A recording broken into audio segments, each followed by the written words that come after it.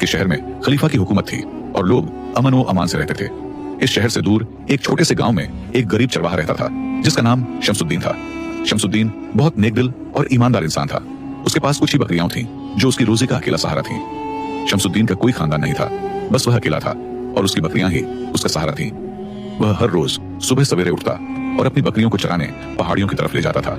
वह हमेशा अल्लाह का शुक्र अदा करता और कभी किसी से शिकायत नहीं करता था।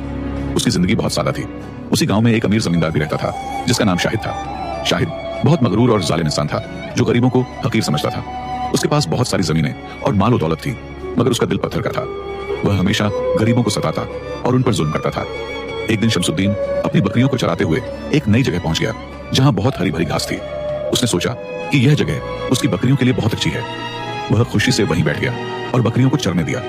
वह अल्लाह का शुक्र अदा करते हुए दुआ कर रहा था। अचानक शाहिद जमींदार के नौकर वहां आ पहुंचे और शमसुद्दीन को देखकर गुस्से में आ गए। उन्होंने शमसुद्दीन को बताया कि यह जमीन शाहिद साहब की है और यहाँ चराना मना है। शमसुद्दीन ने माफी मांगी और कहा कि उसे मालूम नहीं था, मगर नौकरों ने उसकी एक न सुनी। नौकर शमसुद्दीन को पकड़कर शाहिद के महल में ले गए जहां शाहिद बड़े तख्त पर बैठा हुआ था। शाहिद ने शमसुद्दीन को देखा और उससे पूछा कि उसने उसकी जमीन पर बकरियां क्यों चराई। शमसुद्दीन ने कांपती आवाज में कहा कि उसे इस बात का इल्म नहीं था कि यह जमीन किसी की है। शाहिद ने उसकी बात सुनी, मगर उसके दिल में रहम न आया। उसने हुक्म दिया कि शमसुद्दीन की सारी बकरियां जब्त कर ली जाए। शमसुद्दीन की आंखों में आंसू आ गए और वह गिड़गिड़ाकर माफी मांगने लगा। उसने कहा कि यही बकरियां उसकी रोजी का अकेला सहारा है, मगर शाहिद का पत्थर जैसा दिल न पिघला और उसने शमसुद्दीन की बकरियां छीन ली। बेबस शमसुद्दीन रोता हुआ अपने झोंपड़े में लौट आया। उस रात वह पूरी रात अल्लाह के हुजूर दुआ करता रहा। उसने कहा कि ऐ मेरे रब, तू ही सब कुछ देखने वाला है और तू ही इंसाफ करेगा। उस रात शमसुद्दीन की आंखों में नींद नहीं आई। वह आसमान की तरफ देखता रहा और उसके दिल में यकीन था कि अल्लाह जालिमों को सजा देता है और मजलूमों की मदद करता है। उसने सब्र का दामन थाम लिया और अल्लाह पर पूरा भरोसा कर लिया। अगली सुबह शमसुद्दीन ने फैसला किया कि वह बगदाद जाएगा और खलीफा के दरबार में अपनी फरियाद पेश करेगा। वह जानता था कि यह सफर बहुत मुश्किल है, मगर उसके पास कोई और रास्ता नहीं था। उसने अल्लाह का नाम लेकर सफर शुरू कर दिया और अपने इंसाफ की उम्मीद दिल में बसाए चल पड़ा। शमसुद्दीन ने अपना छोटा सा बिस्तर बांधा और बगदाद की तरफ चल पड़ा। उसके पास खाने के लिए सिर्फ कुछ रोटियां थीं और पानी की एक मशक थी। रास्ता बहुत लंबा और मुश्किल था, मगर शमसुद्दीन के दिल में इंसाफ की उम्मीद जिंदा थी। वह हर कदम पर अल्लाह का नाम लेता और आगे बढ़ता रहा। रास्ते में शमसुद्दीन को बहुत सी मुश्किलों का सामना करना पड़ा। दिन की सख्त गर्मी में चलना बहुत भारी पड़ता और रात की तारीकी में डर महसूस होता था। कई बार उसके पैरों में छाले पड़ गए, मगर उसने हिम्मत नहीं हारी। उसे पूरा यकीन था कि अल्लाह उसके साथ है और हर मुश्किल आसान हो जाएगी। 3 दिन के सफर के बाद शमसुद्दीन आखिरकार बगदाद शहर पहुंच गया। शहर की शान और शौकत देखकर उसकी आंखें हैरानी से खुली रह गईं। ऊंचे ऊंचे महल, खूबसूरत मस्जिदें और चमकते हुए बाजार हर तरफ नजर आ रहे थे। शमसुद्दीन ने अपनी जिंदगी में इतना बड़ा शहर कभी नहीं देखा था। शमसुद्दीन ने लोगों से पूछा कि खलीफा का दरबार कहाँ है और वहां कैसे पहुंचा जा सकता है। लोगों ने बताया कि दरबार शहर के बीचों बीच है, मगर वहां हर किसी को जाने की इजाजत नहीं मिलती। यह सुनकर उसका दिल कुछ पल के लिए उदास हो गया, मगर उसने हौसला नहीं छोड़ा और महल की तरफ बढ़ चला। महल के दरवाजे पर भारी हथियारों से लैस सिपाही खड़े थे, जिन्होंने शमसुद्दीन को रोक लिया। उन्होंने सख्त लहजे में पूछा कि वह कौन है और यहाँ क्यों आया है। शमसुद्दीन ने अदब से कहा कि वह एक गरीब चरवाहा है और इंसाफ की तलाश में आया है। सिपाहियों ने उसे धक्का दिया और वहां से हट जाने का हुक्म दे दिया। शमसुद्दीन ने बार बार विनती की, मगर सिपाहियों ने उसे अंदर जाने नहीं दिया। मायूस होकर वह महल के बाहर ही बैठ गया और इंतजार करने लगा। उसके दिल में यह उम्मीद थी कि कभी न कभी उसे अपनी बात कहने का मौका जरूर मिलेगा। वह पूरा दिन वहीं बैठा रहा और रात जमीन पर ही सो गया। अगली सुबह जब शमसुद्दीन की आंख खुली तो उसने देखा कि एक बूढ़ा आदमी उसके सामने खड़ा है। बूढ़े ने नरमी से पूछा कि बेटा, तुम यहाँ क्यों बैठे हो। शमसुद्दीन ने अपनी पूरी कहानी सुना दी और बताया कि कैसे एक जालिम जमींदार ने उससे उसकी बकरियां छीन ली। ये सुनकर बूढ़े की आंखें भर आईं। बूढ़े आदमी ने शमसुद्दीन को बताया कि खलीफा हर जुमे के दिन आम दरबार लगाते हैं, जहां हर इंसान अपनी फरियाद पेश कर सकता है। आज जुमे का दिन है और वह वहां जाकर अपनी बात कह सकता है। यह सुनते ही शमसुद्दीन के चेहरे पर सुकून और उम्मीद की रोशनी फैल गई। शमसुद्दीन फौरन उठ खड़ा हुआ और आम दरबार की तरफ चल पड़ा। वहां बहुत से लोग जमा थे और हर कोई अपनी बारी का इंतजार कर रहा था। शमसुद्दीन का दिल तेजी से धड़क रहा था और उसके हाथ कांप रहे थे, फिर भी वह खुद को संभाले खड़ा रहा। कुछ ही देर बाद खलीफा अपने शाही तख्त पर तशरीफ लाए और पूरे दरबार में खामोशी छा गई। खलीफा का चेहरा नूर से भरा हुआ और निगाहें बेहद रहमदिल थीं। शमसुद्दीन खामोशी से अपनी बारी का इंतजार करता रहा और उसके दिल में इंसाफ की आखिरी उम्मीद धड़कती रही। खलीफा अपने तख्त पर बैठे और सब पर निगाह डाली, फिर ऐलान किया कि जिस किसी को भी कोई शिकायत हो वह आगे आए। एक के बाद एक लोग आगे आते रहे और खलीफा सबकी बातें ध्यान से सुनते रहे। शमसुद्दीन कांपता हुआ अपनी बारी का इंतजार कर रहा था। उसके हाथ पसीने से तर थे और दिल जोर जोर से धड़क रहा था। आखिरकार शमसुद्दीन की बारी आ गई और एक सिपाही उसे आगे ले आया। शमसुद्दीन डरते हुए खलीफा के सामने पहुंचा और अदब से सलाम किया। खलीफा ने उसे प्यार से देखा और नरम आवाज में पूछा कि बेटे, तुम्हारी क्या फरियाद है? शमसुद्दीन की आंखों से आंसू बहने लगे और उसने अपनी कहानी बयान करनी शुरू की। शमसुद्दीन ने बताया कि वह एक गरीब चरवाहा है और उसके पास कुछ बकरियां थीं जो उसकी रोजी का जरिया थी। एक दिन अनजाने में वह जमींदार शाहिद की जमीन पर चला गया। शाहिद ने जुल्म करते हुए उसकी सारी बकरियां छीन ली और उसे खाली हाथ घर भेज दिया। अब उसके पास कोई सहारा नहीं बचा था। खलीफा ने बहुत ध्यान से उसकी बात सुनी और उनके चेहरे पर नाराजगी साफ झलकने लगी। उन्होंने पूछा कि वह जमींदार किस गांव का रहने वाला है और उसका नाम क्या है। शमसुद्दीन ने सब कुछ साफ साफ बता दिया। खलीफा ने उसी वक्त अपने वजीर को बुलाया और कुछ अहम हुक्म दिए। खलीफा ने फरमान जारी किया कि शाहिद जमींदार को फौरन दरबार में पेश किया जाए। उन्होंने कहा कि उनकी सल्तनत में किसी को भी गरीबों पर जुल्म करने की इजाजत सौ नहीं है। यह सुनकर शमसुद्दीन के दिल में उम्मीद की एक रोशनी जगमगा उठी। खलीफा ने उसे तसल्ली दी कि उसे पूरा इंसाफ मिलेगा। खलीफा ने शमसुद्दीन को हुक्म दिया कि वह महल में ही ठहरे और फैसला होने तक उनका मेहमान रहे। शमसुद्दीन यह सुनकर हैरान रह गया कि एक गरीब चरवाहे को इतनी इज्जत दी जा रही है। उसने दिल से अल्लाह का शुक्र अदा किया और खलीफा के लिए दुआएं की। उसे महल में रहने के लिए एक कमरा दिया गया। उस रात शमसुद्दीन अपने कमरे में लेटा रहा, मगर उसकी आंखों में नींद नहीं आई। वह सोचता रहा कि जब शाहिद दरबार में आएगा तो क्या होगा। क्या वह झूठ बोलेगा या सच्चाई कबूल करेगा। शमसुद्दीन सारी रात अल्लाह से दुआ करता रहा कि हक जाहिर हो जाए। उधर शाहिद जमींदार अपने गांव में बेखौफ ऐश में डूबा हुआ था। उसे जरा भी अंदाजा नहीं था कि उसके जुल्म की खबर खलीफा तक पहुंच चुकी है। वह यह नहीं जानता था कि उसके सुकून के दिन अब खत्म होने वाले हैं। वह बेफिक्र होकर गहरी नींद सो रहा था। अगली सुबह खलीफा के सिपाही शाहिद के गांव पहुंच गए। जैसे ही शाहिद ने शाही सिपाहियों को देखा, उसका चेहरा पीला पड़ गया। सिपाहियों ने बताया कि खलीफा ने उसे बगदाद तलब किया है। शाहिद का बदन कांपने लगा, मगर वह कुछ कह नहीं सका। उसे उनके साथ चलना ही पड़ा। शाहिद को घोड़े पर बैठाकर बगदाद की तरफ ले जाया गया। रास्ते भर उसके दिमाग में तरह तरह के ख्याल घूमते रहे कि किसने उसकी शिकायत की होगी। उसे शमसुद्दीन का चेहरा याद आया और उसके दिल में गुस्सा भर गया। वह सोचने लगा कि दरबार में जाकर वह अपने आप को कैसे बचाएगा। शाहिद जमींदार को बगदाद लाने में 3 दिन लग गए। जब वह शहर में दाखिल हुआ तो उसकी टांगें कांप रही थीं। उसने कभी सोचा भी नहीं था कि एक गरीब चरवाहा उसकी शिकायत लेकर खलीफा तक पहुंच जाएगा। अब उसे अपने किए हुए जुल्म की सजा का खौफ सताने लगा था। रास्ते भर शाहिद यही सोचता रहा कि वह खलीफा के सामने क्या जवाब देगा। आखिर उसने तय किया कि वह झूठ बोलेगा और शमसुद्दीन को चोर साबित करेगा।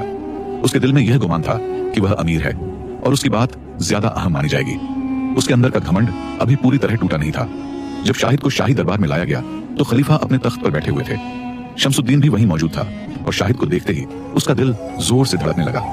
शाहिद ने शमसुद्दीन की तरफ देखा और उसकी आंखों में नफरत और गुस्सा साफ झलक रहा था। पूरे दरबार में खामोशी छा गई थी। खलीफा ने शाहिद को अपने करीब बुलाया और उससे पूछा कि क्या वह इस नौजवान को जानता है। शाहिद ने शमसुद्दीन की तरफ इशारा करते हुए कहा कि यह एक चोर है जिसने मेरी जमीन पर अपनी बकरियां चराई। मैंने अपना हक लिया और इसकी बकरियां जब्त कर ली। उसकी आवाज में झूठ साफ झलक रहा था। खलीफा ने पूछा कि क्या इस लड़के को पहले से मालूम था कि वह जमीन तुम्हारी है। शाहिद कुछ पल के लिए रुक गया, फिर झूठ बोलते हुए कहा कि हाँ, इसे सब पता था, फिर भी इसने जानबूझकर ऐसा किया। शमसुद्दीन की आंखों में आंसू आ गए, मगर उसने कोई बात नहीं कही और खामोश खड़ा रहा। खलीफा बहुत समझदार थे। उन्होंने शाहिद की आंखों में गहराई से देखा और पूछा कि क्या तुम्हारे पास अपने दावे के लिए कोई गवाह है। शाहिद घबरा गया, मगर फिर बोला कि उसके नौकर गवाह हैं।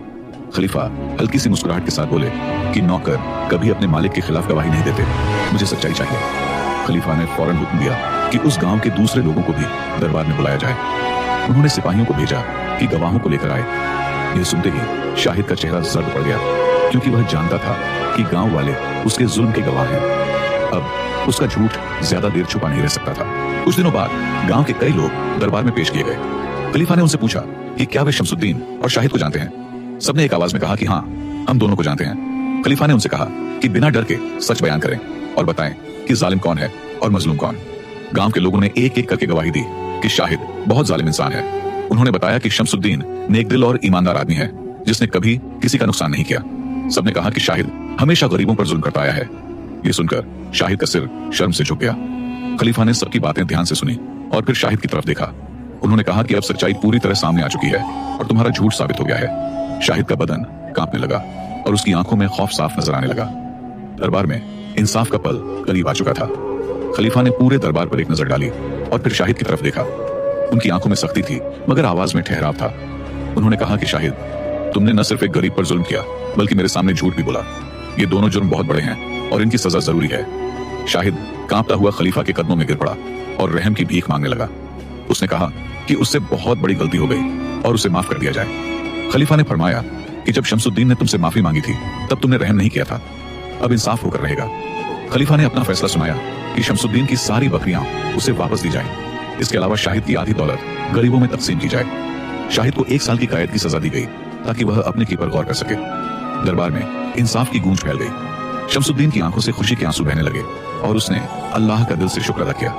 उसने खलीफा के लिए दुआएं की और कहा कि आप वाकई एक आदिल हुक्मरान हैं। खलीफा मुस्कुराए और बोले कि यह अल्लाह का इंसाफ है, मैं तो सिर्फ उसका जरिया हूं। खलीफा ने शमसुद्दीन को अपने पास बुलाया और उसके कंधे पर हाथ रखा। उन्होंने कहा कि बेटे, तुम्हारा सब्र और ईमान बहुत मजबूत है। अल्लाह हमेशा सब्र करने वालों के साथ होता है और जालिमों को उनके अंजाम तक पहुंचाता है। तुमने हिम्मत नहीं हारी, इसलिए इंसाफ मिला। शाहिद को सिपाहियों ने पकड़ लिया और कैद खाने में डाल दिया गया। वहां बैठकर वह सोचता रहा कि काश उसने गरीबों पर जुल्म न किया होता, काश उसने शमसुद्दीन को माफ कर दिया होता। मगर अब पछतावे का कोई फायदा नहीं था और उसे अपनी सजा भुगतनी थी। शमसुद्दीन को शाही पहरेदारों के साथ उसके गांव वापस भेजा गया। उसके साथ उसकी सारी बकरियां थीं और कुछ सोने के सिक्के भी दिए गए। शमसुद्दीन बहुत खुश था। वह हर कदम पर अल्लाह का शुक्र अदा करता रहा। जब शमसुद्दीन अपने गांव पहुंचा तो लोग उसे देखकर हैरान रह गए। किसी को यकीन नहीं हो रहा था कि एक गरीब चरवाहे ने खलीफा से इंसाफ हासिल कर लिया। गांव वालों ने उसे मुबारकबाद दी और उसकी हिम्मत की तारीफ की थे। लेकिन शमसुद्दीन की कहानी यहीं खत्म नहीं हुई थी। उसकी जिंदगी में अभी और भी बड़े इम्तिहान और इनाम आने वाले थे। अल्लाह ने उसके सब्र का पूरा बदला अभी देना बाकी रखा था। आगे उसके साथ ऐसा होने वाला था जिसकी उसने कभी कल्पना भी नहीं की थी।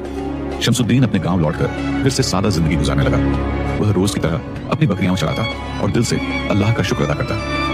एक दिन शमसुद्दीन पहाड़ियों में बकरियां चरा रहा था कि उसने दूर से कुछ लोगों को आते देखा। वे शाही लिबास में थे और उनके साथ कई घोड़े भी थे। यह देखकर शमसुद्दीन हैरान रह गया कि ऐसे लोग उसके गांव में क्यों आए हैं। उसका दिल तेजी से धड़कने लगा। जब वे लोग करीब पहुंचे तो शमसुद्दीन ने देखा कि उनमें एक बूढ़ा आदमी भी है जो बहुत रफ्तार वाला लग रहा था। यह वही बूढ़ा था जिसने बगदाद में उसकी मदद की थी। शमसुद्दीन खुशी से दौड़कर उसके पास गया। बूढ़े ने मुस्कुराकर उसे गले लगा लिया। बूढ़े आदमी ने बताया कि वह खलीफा का खास मशीर है और खलीफा ने उसे एक जरूरी काम से भेजा है। यह सुनकर शमसुद्दीन और भी हैरान हो गया। उसने पूछा कि खलीफा ने मुझे क्यों याद किया है। उसने कहा कि मैं तो एक गरीब चरवाहा हूँ, खलीफा को मुझसे क्या काम हो सकता है। बूढ़े ने मुस्कुराकर कहा कि यह राज है जो बगदाद पहुंच कर निकलेगा। शमसुद्दीन ने अल्लाह का नाम लिया और चलने के लिए तैयार हो गया। इस बार शमसुद्दीन शाही काफिले के साथ बगदाद रवाना हुआ। सफर बहुत आरामदेह था और रास्ते पर हर तरह की सहूलत मौजूद थी। शमसुद्दीन सोचता रहा कि अल्लाह की कुदरत कितनी अजीब है। एक वक्त वह पैदल और भूखा गया था और अब इज्जत और आराम के साथ जा रहा था। बगदाद पहुंचते ही शमसुद्दीन को सीधे शाही महल ले जाया गया।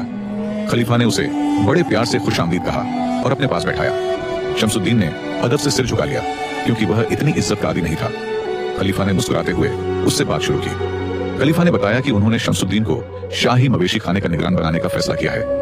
यह सुनते ही शमसुद्दीन की आंखें हैरानी से खुली रह गईं। खलीफा ने कहा कि तुम नेक और ईमानदार हो और हमें तुम पर पूरा भरोसा है।